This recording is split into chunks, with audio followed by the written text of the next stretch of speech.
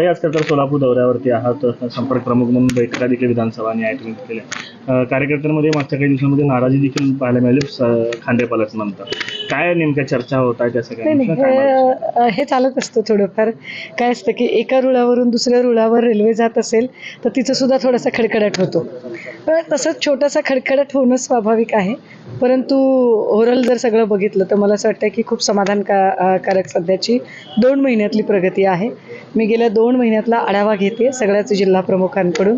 विधानसभा निहाय बैठका आणि एकूण पक्षाचा जो अजेंडा आहे त्यावर आपण काम करतोय आणि ते अतिशय उत्तम पद्धतीने जबाबदारी आमचे प्रतापभाऊ चव्हाण असतील, महेश धाराशिवकरजी असतील, शरणप्पा केंगणाळकरजी असतील, तर हे सगळे खूप उत्तम पद्धतीने काम करतात. साहेबांनी खरं पत्रकार परिषद घेतली, त्याच्यामध्ये एकनाथ शिंदे असतील, देवेंद्र फडणवीस यांच्यावरती पुन्हा एकदा टोक टाकलेली आहे. त्याला उत्तर भाजपकडनं दिलं जातं. मतलबी राजकारणाची सुरुवात उद्धव ठाकरेंनी केली.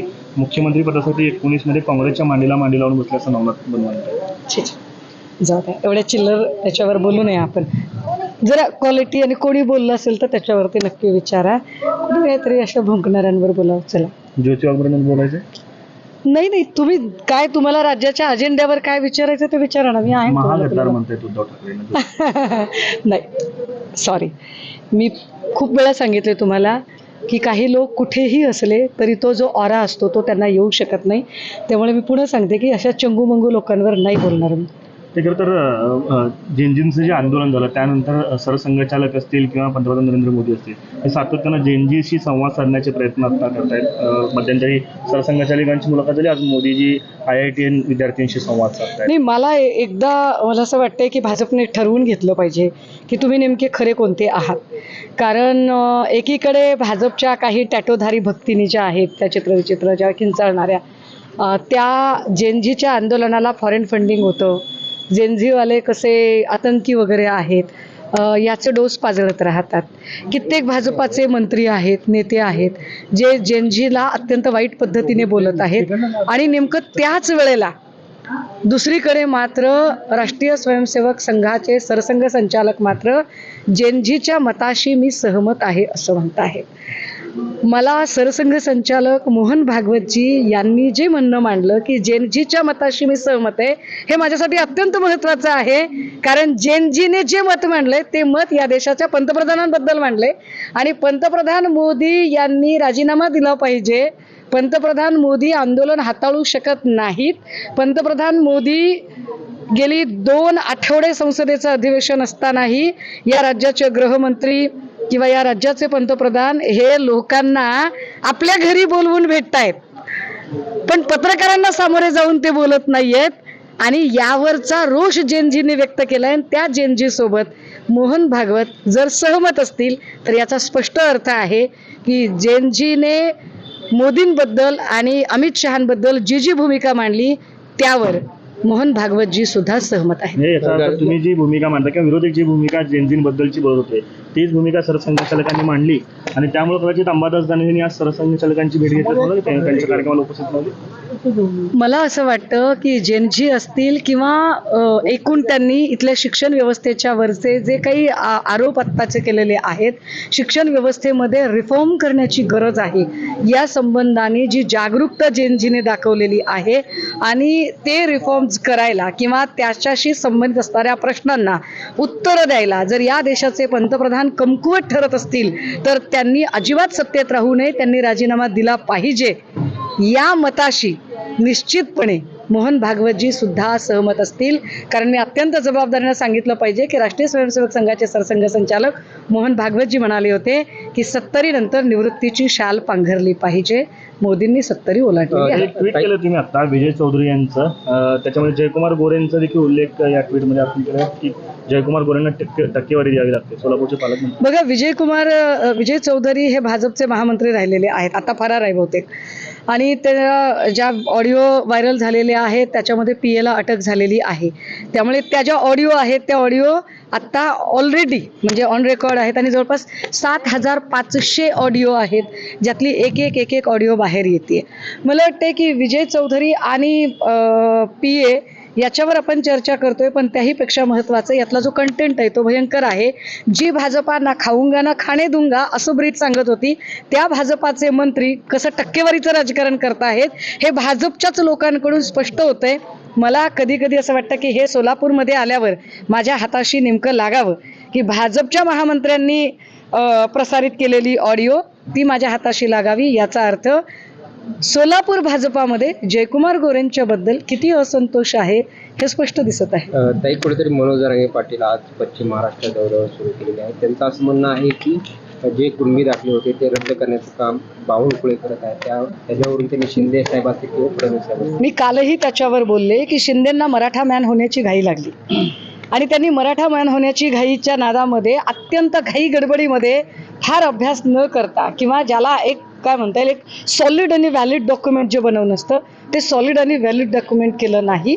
तर दुसरीकडे शिंदेंना मराठा मॅन म्हणून एस्टॅब्लिश होऊ द्यायचं नाही, किंबहुना मराठा आणि ओबीसीतला वाद कायम चिघळतच राहिला पाहिजे, त्यातच आपलं भलं आहे, फोडा आणि राज्य करा ह्या नीतीसाठी जाणीवपूर्वक फडणवीसांनी केलेली चाल. पण शिंदे आणि फडणवीसांच्या कुरघोडीच्या राजकारणात इथल्या सर्वसामान्य मराठ्यांचं मात्र नुकसान होत आहे. त्यामुळे सत्ताधाऱ्यांमधला कलगीतुरा त्यांना काय रंगवायचा आहे तो त्यांनी रंगू द्यावा. शिंदे आणि फडणवीसांनी एकमेकांवर कुरघोड्यांचं राजकारण खुशाल करावं, पण या कुरघोड्यांमध्ये त्यांनी सर्वसामान्य मराठ्यांचा बळी घेऊ नये ही मात्र आमची अपेक्षा आहे. खरं तर तुम्ही सोलापूरला आलेला आहात. संजय राऊत आणि जयकुमार गोरे यांच्यात मध्यंतरी काही वाद सुरू होते आणि त्यानंतर तुम्ही सोलापूरला येता आणि तीच क्लिप तुमच्या ऑडिओ क्लिपमध्ये लागली. तुम्ही आता बिटवीन द लाईन सांगण्याचा प्रयत्न देखील केला.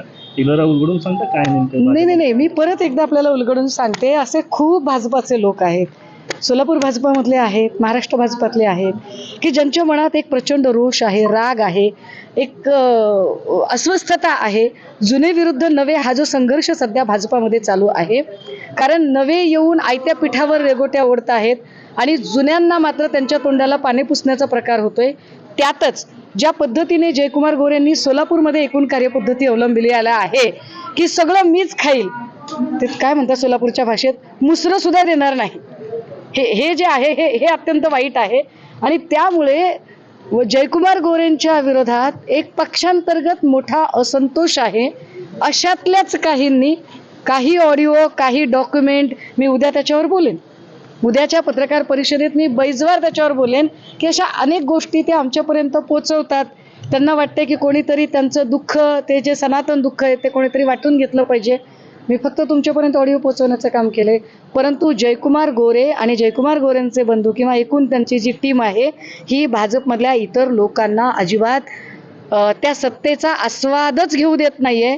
आणि हे सोलापूर भाजपाचं दुःख आहे की एक सोलापूरच्या बाहेरचा कोणीतरी येतोय आणि तो सोलापूरकरांवर राज्य करतोय. ताई, संजय राऊत आणि जयकुमार गोरेंचा जो वाद चालू होता त्यावर तुम्ही एक प्रतिक्रिया दिलेला होता की त्या ठिकाणी कुणाला डॉक्टरेट काय मिळाले, काय सर्वत्र ट्रेंड त्यावर नाही, मला माहित नव्हतं की गोरेंचं नाव एवढं ट्रेंडिंगमध्ये का चाललंय.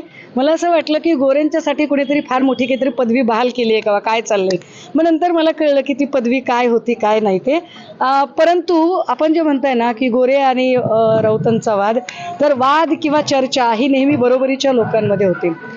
गोरे नेते संजय राऊत यांची बरोबरी करू शकत नाही, कारण सन्माननीय संजय राऊत साहेब हे संघटनेसोबत ज्या कठीण काळात उभे आहेत त्याच्या पासंगालाही जयकुमार गोरे असू शकत नाहीत. मी पुन्हा तेच वाक्य रिपीट करेल की काही लोक आमदार झाले, खासदार झाले, मंत्री जरी झाले तरी त्यांना तो ऑरा मिळणे कठीण असते. तो ऑरा बराबरीची गोष्ट करताय, परंतु जयकुमार गोरे म्हणतायत की कोण संजय राऊत नाही. त्याच्यात मला वाटतंय त्याच्या पुढचं व्हर्जन सुद्धा नंतर तुम्ही बघितलं असेल की ते जयकुमार गोरे कशा पद्धतीने पार्लमेंटरी ऑन रेकॉर्ड सन्माननीय संजय राऊत साहेब असं बोलत आहेत. त्यामुळे जयकुमार गोरे कोण आहेत, जरी ते म्हणाले की संजय राऊत कोण आहे ते मला माहीत नाही, माहीत असतानाही पण तुम्ही जर मला विचाराल ना जयकुमार गोरे कोण आहेत तर मला ते माहीत आहेत. बरं का, मला गोरे माहीत आहेत, मला गोरे अतिशय चांगल्या पद्धतीने माहीत आहेत. फलटण साताऱ्यामध्ये ज्यांच्यावर एका महिलेने तक्रार दाखल केली होती ते जयकुमार गोरे मला चांगले माहीत. ज्या जयकुमार गोरेंच्याबद्दल अनेकांच्या जमिनी हडप केल्याच्या तक्रारी आहेत ते जयकुमार गोरे मला उत्तम पद्धतीने माहिती आहेत. ज्या जयकुमार गोरेंनी बाहेरच्या जिल्ह्यातून येऊन सोलापूर भाजपवाल्यांचा अगदी नाकी 9 आणलेत ते जयकुमार गोरे मला चांगले माहिती आहेत. ज्या जयकुमार गोरेंबद्दल विजय चौधरीच्या ऑडिओ क्लिपमध्ये ते 10% कामं घेतात ते जयकुमार गोरे मला चांगले माहिती आहेत. पुढे बोला. जरांगे पाटील म्हणतात की एकनाथ शिंदेपेक्षा उद्धव ठाकरे बरे अशी म्हणण्याची वेळ आहे. असू शकतं. काही गोष्टी उशिराने कळतात. मी म्हटलं ना, माझ्या पक्षप्रमुखांचा एक प्रॉब्लेम आहे. काय प्रॉब्लेम आहे तर माझ्या पक्षप्रमुखांना मार्केटिंग करता येत नाही. शिंदेसाहेब कसं हवेत चलता चलता विमान थांबून मार्केटिंग करू शकतात, तर त्यांच्याकडे मार्केटिंग स्किल उत्तम आहे. माझे पक्षप्रमुख मात्र मार्केटिंगमध्ये थोडे कमी पडतात. त्यामुळे त्यांचा जो हातगुण आहे तो लोकांना जरा उशिरा कळतो. काही हरकत नाही, आम्ही त्यांच्याही मताचं स्वागत करतो. सोलापूर जिल्हा परिषदेचं एक सभागृह आहे, ज्या सभागृहाचं जे आहे ते नाव बदलण्याचा ठराव दिलाय. शिवरत्न असं जे आहे ते पूर्वीचं नाव होतं, आता स्वर्गीय अटल बिहारी वाजपेयींचं नाव जे आहे. मला वाटतंय मोहिते पाटलांच्या काहीतरी वडिलांच्या नावाशी संबंधित असणारं, साधर्म्य असणारं ते नाव होतं बहुतेक, आणि त्यामुळे त्याच्यातला जो वाद आहे तो वाद उफाळून आलेला आहे. परंतु सोलापूरमधल्या सध्याचा सगळ्यात बर्निंग इश्यू काय आहे तर जरी उजनी धरण भरलं असलं तरी सोलापूरच्या शेती मातीला पुरेसा पाऊस झालेला नाही.